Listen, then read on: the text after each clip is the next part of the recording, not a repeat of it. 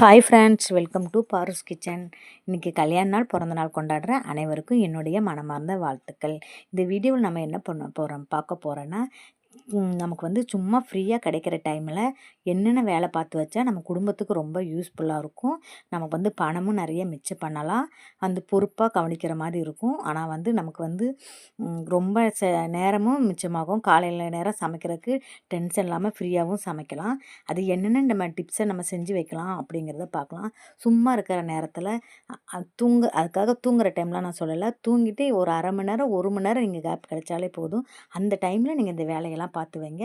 உங்களுக்கு வீடும் நீட்டாக இருக்கும், பொருளும் வேஸ்ட் ஆகாமல் இருக்கும். அது என்னென்னங்கிறத நம்ம பார்ப்போம். வாங்க வீடியோக்குள்ளே போகலாம். ஃபஸ்ட்டு வந்து என்ன டிப் சொல்ல போகிறேன்னா, ஏலக்காய் எடுத்துருக்கேன் பாருங்கள். இந்த ஏலக்காய் வந்து இந்த சின்ன பாக்கெட்டு 50 ரூபா. இந்த ஏலக்காய் வந்து நம்ம அப்படியே நம்ம எதுக்காவது ஸ்வீட் செய்யும்போது தேவைப்படுறப்ப 2 எடுத்து நம்ம தட்டுறப்ப அது வந்து சரியாக நசுக்கும் படாது. அது பாதி நமக்கு வேஸ்ட்டாக தான் போகும். அது வந்து சரியாக நல்லா நுணுங்கவும் செய்யாது. நம்ம பொருள் போட்டால் நல்லா வாசமும் வராது. இதை வந்து எப்படி ஸ்டோர் பண்ணி வச்சா நம்ம கொஞ்சமாக எடுத்து ஸ்வீட்டில் போட்டால் கூட நல்லா வாசமாக வருங்கிறத பார்க்கலாம். இதில் இப்படி வைக்கிறதுனால நமக்கு பணமும் மிச்சமாகும், வாசமும் நல்லா கிடைக்கும். ஏலக்காயோட அந்த ஃப்ளேவர் நல்லா கிடைக்கும். அது எப்படிங்கிறத நம்ம பார்ப்போம். முதல்ல வந்து இதை வந்து ஒரு சின்ன கடாய் ஒன்று வச்சுருக்கிறேன். அதில் எடுத்து இந்த ஏலக்காயை போட்டுடலாம்.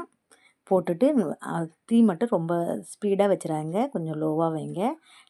நல்லா லைட்டாக கிண்டி விடுங்க. லைட்டாக நல்லா ஹீட் ஆகிற அளவுக்கு லைட்டாக நல்லா கிண்டி விடுங்க. கருகாமல் பார்த்துக்குங்க. லைட்டாக கிண்டி விட்டிங்கனாலே போதும். கொஞ்சங்கிறனால சீக்கிரமாக ஹீட் ஆகிடும். அந்த ஹீட் ஆகிறதுக்காக தான் நம்ம வந்து லைட்டாக வறுக்கிறோம்.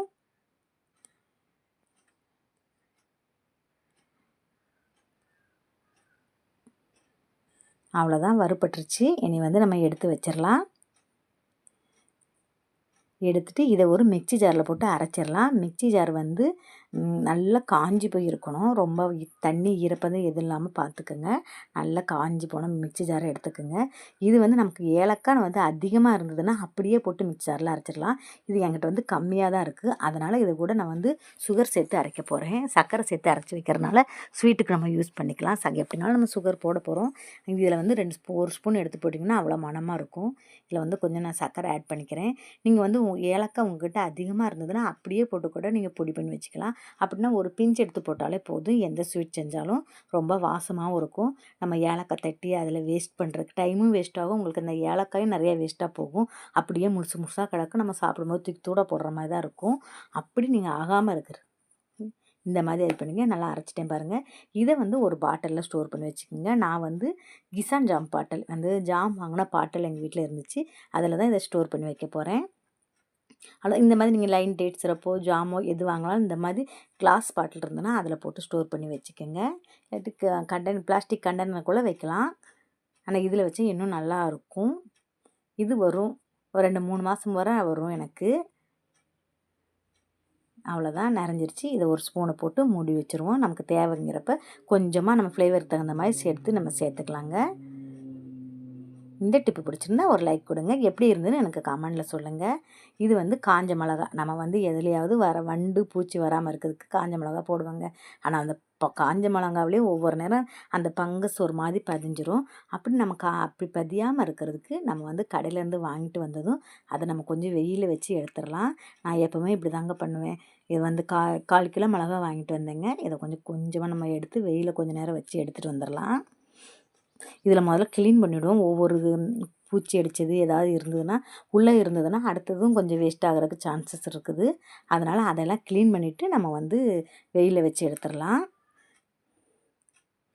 அவ்வளோதான். கல் ஏதாச்சும் இருந்தால் கூட நம்ம எடுத்துருவோம். அதை எடுத்துகிட்டு இதை கொண்டு நம்ம வெயிலில் ஒரு 1 மணி நல்லா வெயில் அடிச்சுன்னா 1 மணி நேரம் வச்சாலே போதுங்க. அது பாட்டுக்கு சீக்கிரமாக காஞ்சிருங்க. அவ்வளோதான், வெயிலில் வச்சாச்சு. அவ்வளோதான். என்ன ஒரு மணி நேரம் கழிச்சிட்டு வந்து அதை எடுத்துகிட்டு வந்துடலாங்க. அவ்வளோதான், எடுத்துகிட்டு வந்தாச்சு. இதை வந்து நான் தாளிக்கிறதுக்காக கொஞ்சம் எடுத்து தனியாக வச்சுக்கிறேன். அப்புறம் எல்லாம் மறுபடியும் ஒரு டப்பாவில் போட்டு நம்ம ஸ்டோர் பண்ணிடலாம். தாளிக்கிறதுக்காக இப்போ ரசம் ஏதாச்சும் நம்ம தாளிக்கணும்னா தேவைப்படும். அதுக்குன்னு தனியாக ஒரு டப்பாவில் வந்து நான் காம்பு கிள்ளி சேர்த்து வச்சுக்குவேன் எப்போவுமே. அப்போ தான் நமக்கு வந்து தாளிக்கிறப்ப ஈஸியாக இருக்கும். இந்த வேலையெல்லாம் நம்ம சும்மா இருக்கிறப்ப பார்த்தோம்னா நமக்கு வந்து இதை வந்து பொருளும் வேஸ்ட் ஆகாமல் இருக்கும். அப்படியே வச்சுருந்தோம்னா கவரோடய வாங்கிட்டு வந்த கவரோட ஒரு மாதிரி ஃபங்கஸ் ஃபார்ம் ஆகி நமக்கு மிளகா நிறைய வேஸ்ட் ஆகிற மாதிரி ஆகிடும். இங்கே பாருங்கள் எப்படி கிள்ளி ஒரு டப்பாவில் போட்டு வைக்கிற பாருங்க. இது வந்து நான் அப்பப்போ ஏதாவது தாளிக்கிறேன்னா டக்குன்னு எடுத்துக்கலாம். அதுக்காக காம்பு மட்டும் கிள்ளி வச்சுருக்கேங்க. நான் எப்போவுமே இப்படி தாங்க ஸ்டோர் பண்ணி வைப்பேன். இந்த மாதிரி நீங்களும் ட்ரை பண்ணி பாருங்கள். இந்த டிப்பு பிடிச்சிருந்தா ஒரு லைக் கொடுங்க. இந்த டிப்பு எப்படி இருந்துன்னு எனக்கு கமெண்டில் சொல்லுங்கள். அவ்வளோதான், ஒரு டப்பாவில் போட்டுட்டேங்க. மூடி வச்சிடலாம். அந்த டப்பாவை மூடி வச்சுட்டு நம்ம மீதி இருக்கிறத ஒரு இப்போ அதுக்கு தகுந்த மாதிரி ஒரு பெரிய டப்பாவில் போட்டுக்கலாம். நம்ம அப்பப்போ கொஞ்சம் கொஞ்சமாக கடையில் வாங்குறதுக்கு இப்படி மொத்தமாக 1/4 கிலோன்னு வாங்கி வச்சுட்டா அது பாட்டுக்கு 3 மாதம்ல வரும். தாளிக்கிறதுக்கு யூஸ் பண்ணுறதுனால அவ்வளோதான். இந்த மாதிரி பெரிய டப்பா ஒன்று இருக்குது, அதில் போட்டு மூடி வச்சிடுறேங்க. அவ்வளோதான், மூடி போட்டு நம்ம ஸ்டோர் பண்ணி வச்சிடலாம். இனி 3 மாதம்னாலும் அது ஒன்றுமே ஆகாதுங்க. அப்பப்போ நம்ம தாளிக்கிறதுக்கு மட்டும் கொஞ்சம் கொஞ்சமாக எடுத்து வச்சுக்கலாம். நெக்ஸ்ட்டு வந்து நம்ம வந்து சமைக்கிறப்ப அவசரமாக எடுக்கிறப்ப அப்படி இப்படியே நம்ம பாத்திரத்தை தூக்கி அடுக்கிறப்ப அங்கே வைக்கிற பாத்திரம் அங்கே வைக்கிற பாத்திரம்லாம் மாற்றி மாற்றி வச்சுருப்போங்க. அதை வந்து நம்ம சும்மா இருக்கிற நேரத்தில் இது மாதிரி கரெக்ட் பண்ணி விடலாங்க. அப்படி கரெக்ட் பண்ணுறப்ப அப்படியே அந்த அந்த இடத்துல இருக்கிற தூசியை மட்டும் நம்ம லைட்டாக தட்டி தட்டி விட்டு நம்ம சரி பண்ணி வச்சோம்னா அந்த இடமும் க்ளீன் ஆகிடும். பாத்திரம் வைக்கிறதுக்கும் நம்ம வந்து அப்படி அப்படியே தூக்கி வைக்கிறனால பாத்திரம் வைக்கிறதுக்கு கொஞ்சம் இடைஞ்சலாக தெரிஞ்ச மாதிரி இருக்குங்க.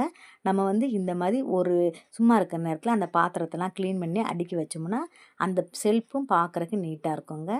எல்லாருமே செய்கிறது தான். நம்ம அவசரத்தில் டக்குன்னு கழுவி இந்த அதை வந்து நம்ம சும்மா இருக்கிற நேரத்தில் இது மாதிரி கரெக்ட் பண்ணி விடலாங்க. அப்படி கரெக்ட் பண்ணுறப்ப அப்படியே அந்த அந்த இடத்துல இருக்கிற தூசியை மட்டும் நம்ம லைட்டாக தட்டி தட்டி விட்டு நம்ம சரி பண்ணி வச்சோம்னா அந்த இடமும் க்ளீன் ஆகிடும். பாத்திரம் வைக்கிறதுக்கும் நம்ம வந்து அப்படி அப்படியே தூக்கி வைக்கிறனால பாத்திரம் வைக்கிறதுக்கு கொஞ்சம் இடைஞ்சலாக தெரிஞ்ச மாதிரி இருக்குங்க. நம்ம வந்து இந்த மாதிரி ஒரு சும்மா இருக்கிற நேரத்தில் அந்த பாத்திரத்தெல்லாம் க்ளீன் பண்ணி அடுக்கி வச்சோம்னா அந்த செல்ஃபும் பார்க்குறக்கு நீட்டாக இருக்குங்க. எல்லாருமே செய்கிறது தான். நம்ம அவசரத்தில் டக்குன்னு கழுவி இந்த பக்கம் ஒன்று எடுப்போம், ஒன்று இந்த பக்கம் விழுவும். அது மாதிரி அப்படி தூக்கி வச்சுருவாங்க. நீங்கள் அப்படி வச்ச பொருளை நம்ம சும்மா இருக்கிற நேரத்தில் இந்த மாதிரி நீங்கள் செஞ்சு வச்சு பாருங்கள். அந்த செஞ்சு வைக்கிறப்ப லைட்டாக தூசியை மட்டும் தட்டி விட்டுருங்க. அந்த இடத்துல ஒரு துணியை வச்சு அவ்வளோதான், தூசியே இருக்காது. அந்த இடமும் க்ளீன் ஆகிடுங்க. எந்தெந்த பாத்திரம் எதில் இருந்ததோ அதை வந்து நம்ம கரெக்ட் பண்ணி வச்சிடலாம். இது வந்து ஒரு வாரத்துக்கு ஒரு நாள் நீங்கள் சும்மா இருக்கிறப்ப செஞ்சிங்கன்னா செல்ஃபும் நீட்டாக இருக்குங்க. இப்போ எந்த பாத்திரம் எதில் இருக்குன்னு நமக்கு தெரியும். இல்லாட்டி ஒரு பாத்திரத்தை காணும் நம்ம தேடுற மாதிரி இருக்குங்க. இந்த மாதிரி நீங்கள் செக் பண்ணுறப்ப உங்களுக்கு அதுவும் தெரியும். ஒரு பாத்திரம் இந்த பாத்திரம் இதில் தான் இருக்குங்கிறதும் நம்ம கண்டுபிடிச்சி எடுத்துடலாங்க. இந்த மாதிரி ஓப்பன் ஷெல்ஃபுக்கெலாம் இந்த ஐடியாவை நீங்கள் ஃபாலோ பண்ணி பாருங்கள். இந்த ஐடியாவை ஃபாலோ பண்ணிவிட்டு எப்படி இருந்துன்னு எனக்கு கமெண்டில் சொல்லுங்கள். இந்த டிப்பு பிடிச்சிருந்தா ஒரு லைக் கொடுங்க.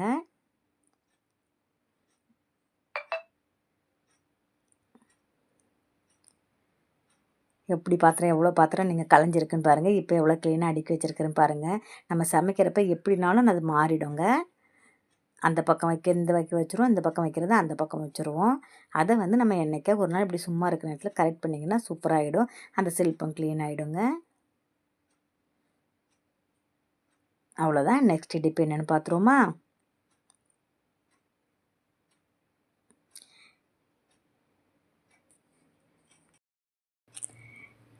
நெக்ஸ்ட் டிப் பார்த்துலாமா? நெக்ஸ்ட் இப்போ வந்து நம்ம சீரகம்லாம் வாங்கி வச்சுருப்போம். நமக்கு திடீர்னு நமக்கு சீரகத்தூள் தேவைப்படும். அதை அப்போ அந்த நேரத்தில் இடித்து தூள் பண்ணி போடுவோம். நம்ம பொரியல் எல்லாத்துக்குமே நம்ம சீரகத்தூள் அதிகமாக சேர்ப்போம். அதுக்கு வந்து இந்த மாதிரி நம்ம கொஞ்சம் சீரகத்தை போட்டு பொடி பண்ணி வச்சிட்டிங்கன்னா ரொம்ப ஈஸியாக இருக்கும். ஆம்லேட் போடும்போது கண்டிப்பாக நமக்கு சீரகம் தேவைப்படும். நம்ம ஒவ்வொரு நேரம் கையில் கசக்கி போடுவோம். அது சரியாக நமக்கு மிக்ஸ் ஆகிருக்காது.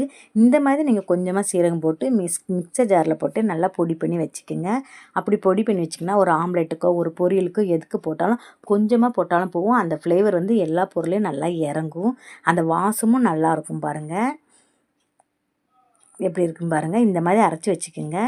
நான் கொஞ்சமாக சீரகத்தை போட்டு மிக்சியில் போட்டு அரைச்சிட்டேன். இதை வந்து ஒரு பாட்டிலில் தான் நான் ஸ்டோர் பண்ண போகிறேன். இது வந்து எனக்கு நான் லயன் டேட் சிரப் வாங்கின பாட்டில் ஏற்கனவே அதில் சீரகத்தூள் தான் போட்டு வச்சுருக்கேன். அதில் போட போகிறேன்.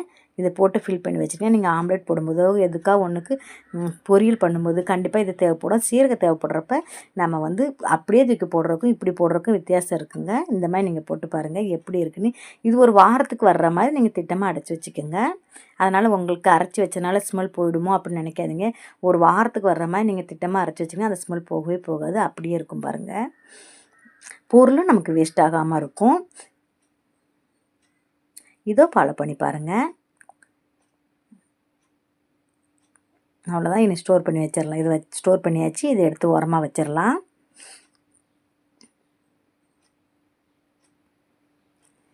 நெக்ஸ்ட் டிப் என்னென்னு பார்த்துருவோமா?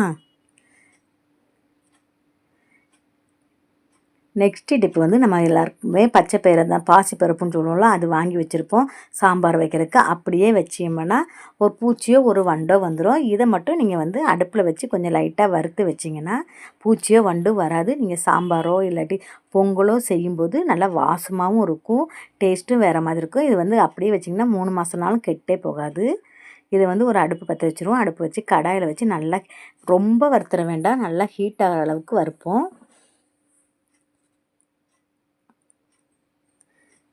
நல்லா வறுத்து எடுத்துக்கோங்க.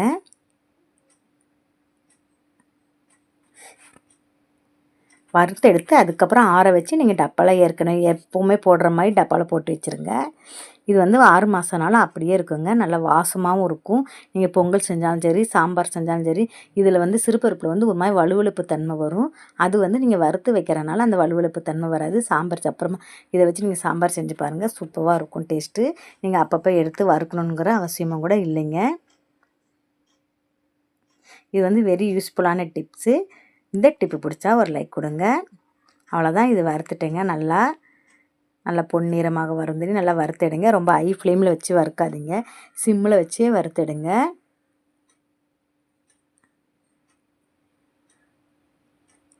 அவ்வளோதான். இதை ஆற வச்சு நம்ம டப்பாவில் போட்டு வச்சிடலாம். போட்டு ஸ்டோர் பண்ணி வச்சிடலாம். நம்ம வந்து மளிகை கடைக்கு எப்பவுமே ஜாமான் வாங்கும்போது மந்த்லி ஒரு வாட்டி வாங்குறப்ப, கிராசரி வாங்குறப்ப நீங்கள் வந்து பாக்கெட்டில் என்னென்ன பொருள் இருக்குங்கிறத வந்து நீங்கள் செக் பண்ணிவிட்டு நீங்கள் வந்து மளிகை ஜாமான் வாங்குங்க. அப்படி வாங்கினீங்கன்னா உங்களுக்கு வந்து பணமும் மிச்சமாகும். நம்ம வந்து ஒரு பொருள் ஒரு பாக்கெட் இருக்கிறப்பவே ஒரு சோப்பும் சரி, ஒரு ஏதோ ஒன்று இப்போ பருப்பே இருக்குதுன்னு வச்சுக்கோங்க, மறுபடியும் 1 கிலோ வாங்கி போடுறப்ப உங்களுக்கு அது வந்து எக்ஸ்சேஞ்ச் ஆகி வேஸ்ட்டாக நமக்கு வந்து வண்டு பூச்சி வைக்கிற மாதிரி ஆகிடுங்க. அதனால் நீங்கள் என்னென்ன பொருள் இந்த மாதத்துக்கு தேவையோ அது இருந்துன்னா அதை ஸ்கிப் பண்ணிவிடுங்க. அப்படி நீங்கள் என்னென்ன பொருள் இருக்குதுன்னு பார்த்து நீங்கள் மளிகை ஜாமான் வாங்கினீங்கன்னா உங்களுக்கு அதுக்கு பணமும் நிறைய மிச்சமாகும். இதெல்லாம் நீங்கள் வந்து சும்மா இருக்கிற நேரத்தில் இதெல்லாம் நோட் பண்ணி ஒரு நோட்டில் வந்து நோட் பண்ணி வைக்கலாம். இந்த மாதம் இதெல்லாம் வாங்க வேண்டியது இருக்குது அப்படிங்கிறத வந்து ஒரு நோட்டில் நோட் பண்ணி வச்சிங்கன்னா நீங்கள் வந்து கிராசரி வாங்க போகிறப்ப அந்த பில் எடுத்துகிட்டு போனீங்கன்னா செக் பண்ணி இதெல்லாம் நம்ம வீட்டில் இருக்குது, இதெல்லாம் இல்லை அப்படிங்கிற நீங்கள் செக் பண்ணி வாங்கிக்கலாம். இந்த மாதிரி நீங்கள் ஃபாலோ பண்ணி பாருங்கள். குடும்பம் பண்ணுறவங்களுக்கு காசு மிச்சமாகும். சும்மா இருக்கிற நேரத்தில் ஏதோ ஒரு வேலை பார்த்த மாதிரியாக இருக்கும். இந்த மாதிரி நீங்கள் ட்ரை பண்ணி பாருங்கள். என்னோடய வீடியோ பிடிச்சிருந்துன்னா ஒரு லைக் கொடுங்க. நான் சொன்ன டிப்ஸ்லாம் பிடிச்சிருந்துன்னா ஒரு லைக் கொடுங்க. உங்களுக்கு ஏதாவது டிப்ஸ் இருந்துன்னா எனக்கு கமெண்டில் சொல்லுங்கள். ஏதாவது ஒரு டிப்ஸு தெரிஞ்சதுன்னா கண்டிப்பாக கமெண்டில் சொல்லுங்கள். இதுலேயே ஏதாவது மாற்ற வேண்டியிருந்தால் கூட நீங்கள் கமெண்ட் சொல்லுங்கள், நான் கரெக்ட் பண்ணிக்கிறேன். அவ்வளோதான் ஃப்ரெண்ட்ஸ், இன்றைக்கி இந்த வீடியோ இதோடு முடிச்சுக்கிறேன். நெக்ஸ்ட் வீடியோ இன்னொரு டாப்பிக்கோட உங்களை சந்திக்கிறேன். பாய்.